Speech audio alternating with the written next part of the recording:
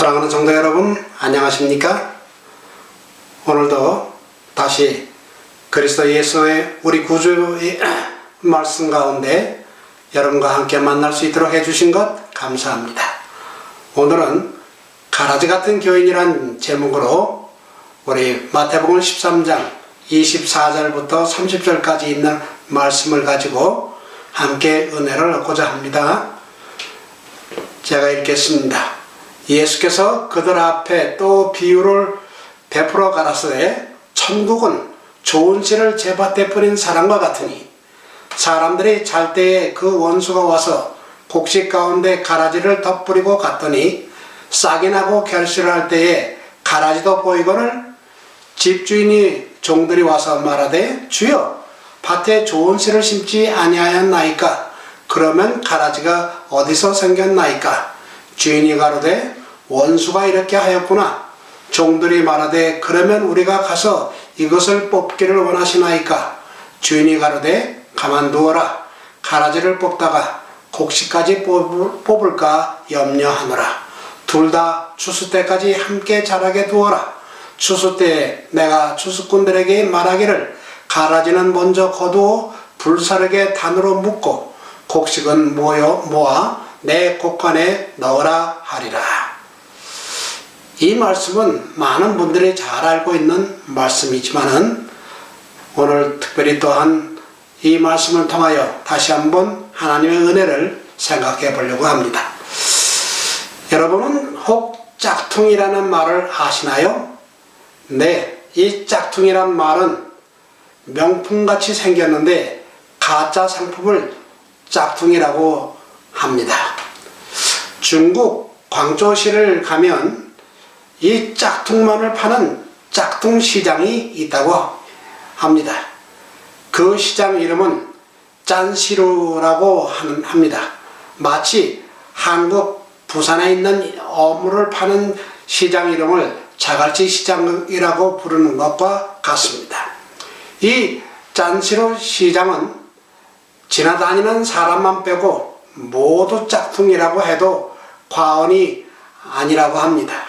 한마디로 짝퉁을 살 수 있는 짝퉁의 천국인 것 같습니다. 그런데 교회 안에는 이 짝퉁 신앙인이 있습니다. 사람들 보기에는 신실한 그리스도인처럼 보이는데 하나님께서 보시니 가짜 신앙인, 가짜 그리스도인이 있다는 말입니다. 예수께서는 갈릴리 바닷가에서 잘 아는 예증으로 당신의 나라의 성질과 그 나라가 건설되는 방법에 대해서 백성들에게 다시 설명하시면서 최초의 비유를 말씀하셨습니다. 예수께서는 자신의 사업을 씨 뿌리는 자의 일에 비유하고 하셨고 또 당신의 나라의 성장을 겨자씨 성장과 가로 서말 속에 나온 누룩의 영향에 비유하셨습니다. 또 의인과 악인의 최후에 대분리는 곡식과 가라지 그리고 고기잡이 그물의 비유로 설명하셨습니다. 그리고 예수께서는 그가 가르치신 진리의 탁월한 귀중성을 감추인 보화와 극히 값진 진주의 비유로서 예증하시는 동시에 집주인의 비유로 제자들의 당신의 대리자로서 어떻게 일하여야 할지를 가르치셨습니다. 그 중에 오늘은 의인과 악인의 최후의 분리를 설명하신 곡식과 가라지에 대해 생각해 보려고 합니다. 제가 예수님의 비유를 다시 한번 생각하게 된 이유는 많은 교회에 다니는 사람들이 자신은 가라지가 아니고 알곡이라고 착각하며 교회를 다니며 신앙생활을 하는 사람들이 있기 때문입니다. 물론 다 알곡이 되면 얼마나 좋겠습니까마는 그렇지 않은 사람들이 있는 것입니다. 그리스도께서는 밭은 세상이라고 말씀하셨습니다. 그러나 우리는 이것을 세상에 있는 그리스도의 교회를 의미하는 것이라고 해석해야 합니다.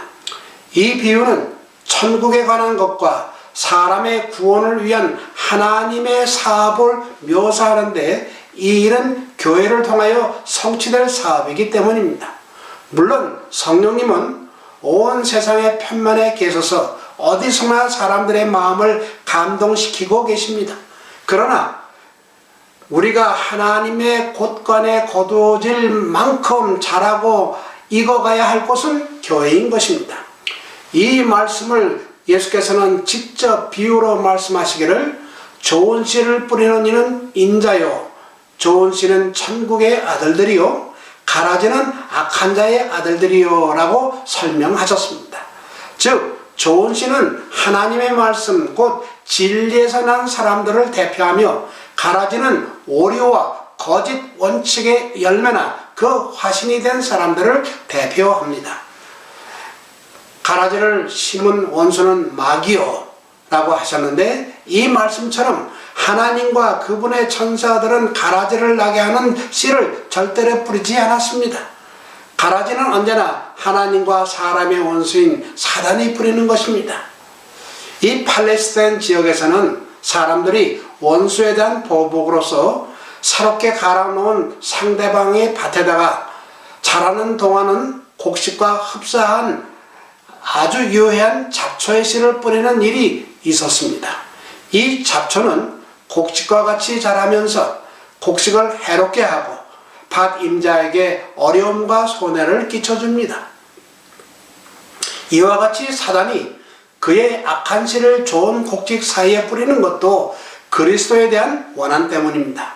그리고 사단은 자기가 뿌린 씨가 맺은 열매에 대한 책임을 하나님의 아들에게 돌립니다. 사단은 교회 안에 그리스도를 믿는다고 공언하면서 그분의 품성을 부정하는 사람들을 들여보내서 그들로 하여금 하나님께 욕을 돌리고 구원의 사업을 그릇 나타내며 영혼들을 위태롭게 만듭니다.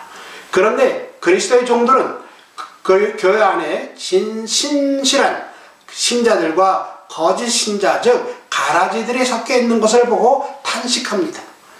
그들은 교회를 깨끗하게 하기 위하여 무엇이든지 하려고 합니다. 비유에 나오는 주인의 종들처럼 그들은 가라지를 뽑아버리려고 합니다. 그러나 그리스도께서 그들에게 말씀하시기를 가만두어라. 가라지를 뽑다가 곡식까지 뽑을까 염려하노라. 둘 다 추수 때까지 함께 자라게 두어라 라고 말씀하셨습니다. 저도 집에서 텃밭을 만들어 채소를 심다 보면 뿌리지도 않은 잡초들은 더 잘 자라는 것을 봅니다. 그래서 그 잡초를 뽑으려다 보면 아직 어린 채소들도 함께 뽑힐 때가 있습니다. 그럴 때마다 오늘의 말씀이 생각이 나곤 합니다. 그런데 그리스도께서는 공경한 죄를 고집하는 자들을 교회에서 제명해야 한다고 가르치셨습니다. 그러나 그분은 우리에게 품성과 동기를 판단하는 일은 맡기지 않으셨습니다. 그분은 우리의 성장을 너무나 잘 아심으로 이 일을 우리에게 맡기지 않으셨습니다.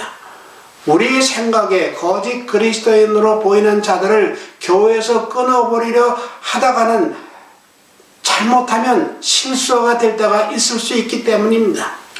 때때로 우리는 그리스도께서 당신께로 이끌고 계시는 바로 그 사람을 오히려 희망이 없는 사람으로 생각할 수도 있습니다. 만일 우리가 이러한 사람들을 우리의 불완전한 판단에 따라 처리한다면 그들의 희망을 영원히 꺼버리게 될지도 모릅니다. 반면에 자기 자신이 신실한 그리스도인이라고 생각하는 많은 사람들이 결국에는 부족하다는 사실이 드러날 사람도 있을 것입니다. 또한 이웃 사람들의 생각에 전혀 천국에 들어가지 못할 것 같이 보이던 사람들 중에 많은 사람이 천국에 들어가게 될 것도 우리는 알 수 있는 것입니다. 사람은 외모로 판단하지만 하나님께서는 마음을 보시고 판단하십니다. 그렇기에 예수님께서는 가라지와 곡식을 추수할 때까지 함께 자라게 놔두라고 하셨으며 추수할 때는 바로 은혜의 시기가 끝나는 때입니다. 구주의 말씀 가운데 또 하나의 다른 교훈, 즉 놀라운 인내와 부드러운 사랑의 교훈이 있습니다.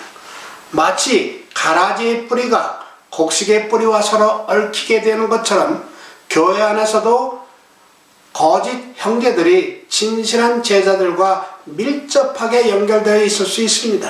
이러한 거짓 신자들의 본성이 열매를 맺는 추수 때까지 완전히 드러나지는 않을 경우가 있습니다. 그런데 만일 이러한 사람들을 교회에서 끊어버리려고 하면, 그런 일이 없었더라면 흔들리지 않고 견고히 서 있을 다른 사람들까지 넘어지게 할 수 있습니다. 이 비유의 교훈은 하나님께서 사람들과 천사들을 취급하시는 일을 통해 설명되고 있습니다. 사단은 기만자가 아닙니까? 그가 하늘에서 범죄했을 때에 하나님께 충실한 천사들까지도 사단의 내심을 충분히 간파할 수 없었습니다. 그렇기 때문에 하나님께서는 사단을 즉시 멸망시키지 않으셨습니다. 만일 하나님께서 당장 그를 멸망시키셨더라면 범죄하지 않은 천사들이 하나님의 공의와 사랑을 오해했을지도 모릅니다. 하나님의 선하심을 의심하는 것은 마치 나쁜 씨와 같아서 죄와 재난의 쓴 열매를 맺게 됩니다. 그러므로 그의 본성이 완전히 드러나기까지 악의 장본인을 그대로 놔두셨던 것입니다. 하나님께서는 긴 세월을 통하여 악의 역사를 바라보아야 하는 고통을 견디어 오셨습니다. 그러나 그분은 사람이 마귀의 악선전에 미혹되도록 버려두지 않으시고 오히려 은혜가 무한한 갈바리의 선물을 주셨습니다. 이는 귀한 곡식이 뽑힐 위험이 있기 때문에 가라지를 뽑을 수 없었던 것입니다. 그러므로 우리도 천지주제가 되시는 하나님께서 사단에 대하여 오래 참으시는 것처럼 우리 교인들에 대하여 오래 참아야 하지 않겠습니까? 교회 안에 교인답지 못한 사람이 있다고 해서 세상 사람들이 그리스도 교회의 진리를 의심하는 것은 온당치 않습니다. 또한 그리스도인들도 그러한 거짓 형제들을 인하여 낙심하지 말아야 합니다. 우리가 초대교회를 보면 그들은 어떠했습니까? 아나니아와 삽비라 같은 이들도 그리스도의 제자였으며 마술사 시몬도 침례를 받았습니다. 또 바울도 그를 버린 데마를 한 신자로 여기지 않았습니까? 또 가롯 유다도 사도 중에 한 사람으로 계수되었습니다. 구주께서는 한 영혼도 잃어버리기를 원치 않으십니다. 예수께서 유다를 취급하신 경험이 우리로 하여금 그분이 패역한 인간에 대하여 얼마나 오래 참으시는지를 알게 하기 위하여 기록되었습니다. 예수께서는 우리에게 당신이 참으신 것처럼 참으라고 부탁하십니다. 그리고 그분은 세상 끝날까지 거짓 형제들이 교회 안에 있을 것이라고 말씀하셨습니다. 이러한 그리스도의 경고의 말씀에도 불구하고 많은 사람들이 가라지를 뽑으려고 애를 씁니다. 악인이라고 생각되는 사람을 벌하기 위하여 중세교회는 세상 나라와의 권력을 의존해 왔습니다. 교회가 정해놓은 신조들과 다른 사람들을 소위 그리스도를 대표한다고 하는 사람들이 그들을 옥에 가두고 고문과 사형을 자행한 사실이 역사에 많이 나타나고 있지 않습니까? 그러나 이런 행동을 하도록 한 것은 사단의 영이요 그리스도의 영이 아닙니다. 이러한 방법은 세상을 자기의 지배 아래 묶어두려는 사단의 방법입니다. 이단이라고 생각되는 사람들을 이와 같은 방법으로 처리하므로 하나님은 교회를 통하여 그릇 나타내지고 있습니다. 그리스도께서 이 비유를 통해서 주시는 교훈은 남을 판단하고 정죄하라는 것이 아니고 스스로의 부족을 느끼고 겸손하라는 것입니다. 밭에 뿌려진 모든 씨가 다 좋은 곡식이 아니듯이 교회 안에는 모든 사람이 다 그리스도인이라고 할 수는 없습니다. 입이 청청할 때에는 가라지와 곡식은 거의 비슷합니다. 그러나 밭에 곡식이 익어 누렇게 되면 쓸모없는 잡초들은 염으로 고개 숙인 곡식과는 전혀 다르게 보이는 것입니다. 경건의 모양을 가장한 죄인들이 한동안 참된 그리스도의 제자들과 섞여서 외형상 그리스도인으로 간주되어 많은 사람들을 속이고 있지만, 이 세상의 추수 때가 이르면 선한 자와 악한 자 사이에 현저한 차이점이 드러날 것입니다. 그때 교회와는 연합하였으나 그리스도와 연합하지 않은 사람들이 명백하게 드러나게 될 것입니다. 놀랍게도 하나님의 은혜는 가라지도 곡식 사이에서 햇빛과 비가 주는 모든 좋은 것을 받으면서 자라도록 용납되었습니다. 그러나 추수할 때가 되면 너희가 돌아와서 의인과 악인이며 하나님을 섬기는 자와 섬기지 않은 자를 분별하리라 라고 말라기 3장 18절에 말씀하신 것처럼 그러한 일이 있을 것입니다. 그리스도께서 친히 누가 하늘 가족과 같이 살기에 합당한 자인지를 결정하실 것입니다. 그분은 모든 사람을 그분의 말과 행실에 따라 심판하실 것입니다. 운명을 결정하는 것은 품성입니다. 그들의 공헌은 저울에 아무런 영향도 미치지 못합니다. 그리고 구주께서는 모든 가라지가 다 알고게 될 시기가 있을 것이라고 말씀하지도 않으셨습니다. 비록 곡식과 가라지는 추수 때 곧 세상 끝날까지 같이 자라지만, 세상 끝에 가서는 가라지는 단으로 묶고 불에 사르고 알곡은 모아 하나님의 곳간에 들여놓을 것입니다. 그때 의인들은 자기 아버지 나라에서 해와 같이 빛나리라 라고 말씀하고 있습니다. 또한 그때의 인자가 그 천사들을 보내리니 저희가 그 나라에서 모든 넘어지게 하는 것과 또 불법을 행하는 자들을 거두어 내어서 풀무불에 던져 넣으리니 거기서 울며 이를 갈미 있으리라 라고 말씀하지 않으셨습니까? 이와 같은 말씀을 마태는 손에 키를 들고 자기의 타작마당을 정하게 하사 알곡은 모아 곳간에 들이고 쭉정이는 꺼지지 않는 불에 태우시리라 라고 말씀하며, 또한 그날에 주여 주여 하는 자마다 천국에 들어가지 못한다고 하셨습니다. 여러분, 우리의 신앙은, 또 우리의 가정의 신앙이 부족한 것에서는 믿음의 고백은 무가치합니다. 많은 사람들이 그리스도께서 임하실 때에 품성이 변화될 것이라고 생각함으로써 스스로 속이고 있다. 그러나 그리스도께서 나타나실 때에 마음의 변화는 있지 않을 것이다. 우리는 품성의 결함을 이 세상에서 회개하여야 하며, 그리스도의 은혜를 통하여 은혜의 시기가 계속되는 동안에 이 결함들을 극복하여야 한다. 이 세상은 하늘의 가족이 되기 위하여 준비하는 장소이다 라고 말씀하고 있습니다. 그러므로 가정의 신앙이 크게 요구됩니다. 따라서 가정에서 사용하는 우리의 언어는 바른 성격의 말이 되어야 합니다. 그렇지 않으면 교회에서 하는 우리의 간증은 무가치하게 될 것입니다. 그대들의 가정에서 온유와 친절과 예의를 나타내지 못하는 한 그대들의 믿음은 헛것이 될 것입니다. 가정의 신앙이 좀 더 참되다면 교회 안에는 더 많은 능력이 있게 될 것입니다. 사랑하는 하늘가족 여러분, 저는 여러분 모두가 알곡이 되고 가라지가 되지 않기를 바랍니다. 그러기 위해서는 가정에서 먼저 올바른 신앙인이 되어야 합니다.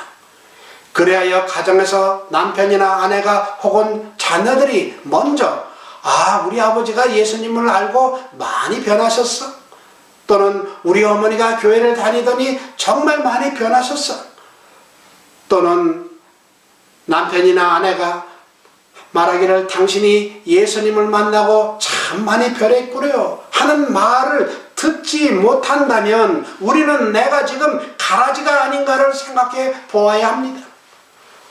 본인은 교회 생활을 잘한다고 하지만 하나님의 말씀을 건성으로 들었고 말씀대로 살지 않은 증거가 되는 것입니다.